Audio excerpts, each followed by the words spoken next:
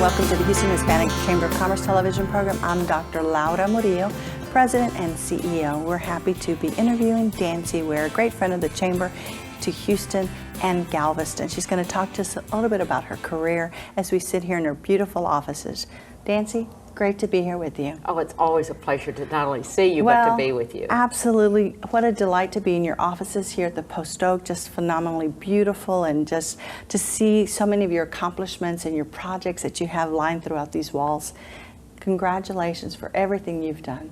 Well, thank you, Laura. You know, it takes a village, Yeah. and I'm really proud. Every accomplishment that takes place in our firm is a group effort. We have a team of 21 women, Wow. and I'm a strong believer in supporting bright women. Well, and that's interesting. At the Chamber, we are a team of 7, all women.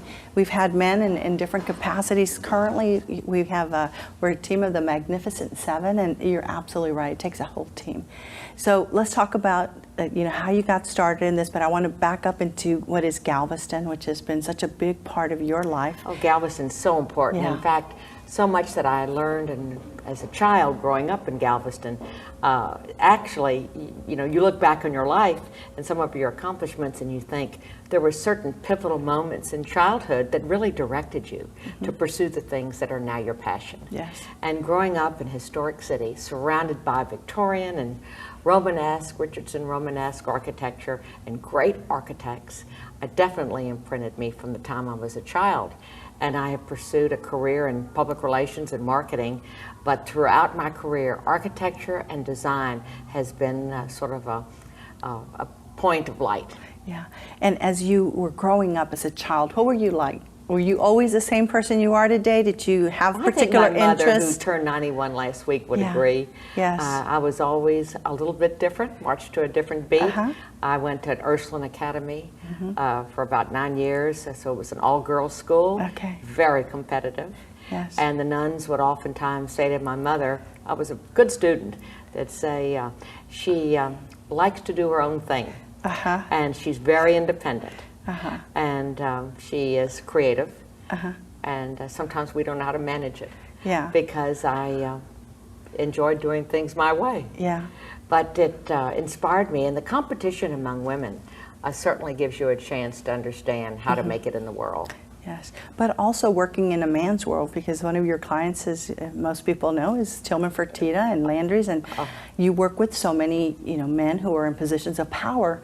How have you translated that's kind of all interesting that you've focused on that, because I've thought about that from time to time. Yeah. I've had the privilege of working with some really remarkable men. Yes. My firm was founded with the encouragement of a client and a mentor, George Mitchell, along with his wife, Cynthia. Yes. And that was back in the 80s. And they saw a spark of creativity and felt like I had what it would take to build a business.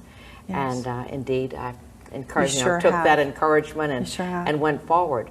And then, of course, working with wonderful developers, probably most of the significant developers in the city. Yes. We've had a hand in working with at some time. And then, of course, working with so many of the fine performing arts groups. Of course. Both visual and performing arts has always been a personal passion. Doesn't mean that we don't interface with women, but for the past 20 years, it seems that usually the CEO corner office was occupied by men. But you've that been is able changing. to, it is, but you've been able to navigate through that and compete, as you say, and be at the forefront of public relations in this And city. I think that men who are that accomplished respect a woman with opinions. Yes. And who is confident. Yes. And who doesn't try to say she knows something about everything. Okay. But focuses on what she does know, and so that she can share that and perhaps offer some advice and guidance from time to time to these super successful folks. Absolutely.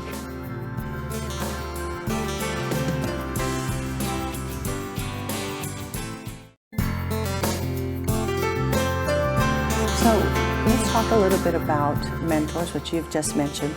There are a lot of women these days who are entering space that was not available or open to them.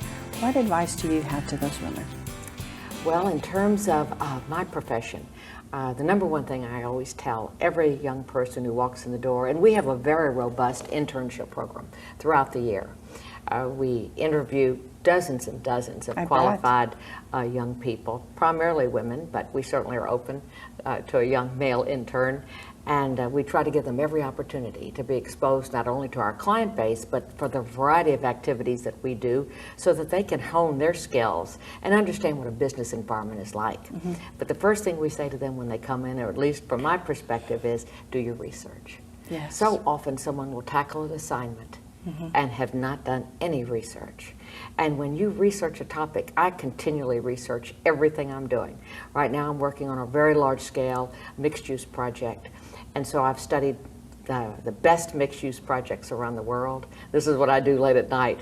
I research them on the internet. I read architectural periodicals, trade journals, whatever, so that I can learn the most I can about the state of the art. Yes. And what is the new cutting edge, and Yes. what is our next? Well, we are so appreciative that you keep a foot in Galveston and in Houston to do all the great work that you're doing. You've done so much with universities, University of Texas, and philanthropic work throughout the city of Houston. That's very important to you. How do you manage all of that with your clients and your family and everything else? Well, it's not always easy, but Yeah. you as a mother know that children first and family Yes. first. So that has always been my top priority.